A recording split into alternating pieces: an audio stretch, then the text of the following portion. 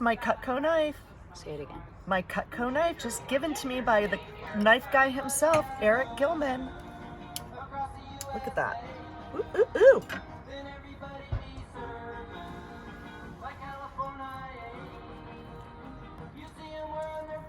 Okay. And how are you cutting it? I'm cutting it against the grain at an angle. And I'm trying to do it super thin. Wow, look at that. Oh my goodness. That knife works better than I thought. I mean, you usually use a thinner knife for fish so it doesn't stick. Look at that. Woohoo! Good job, sweetie. Wow.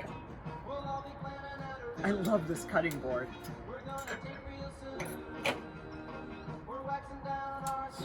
I'm gonna cut it in half and then do both sides. Let's see.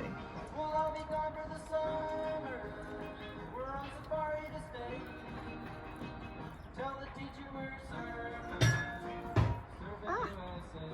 Wow. Look at that.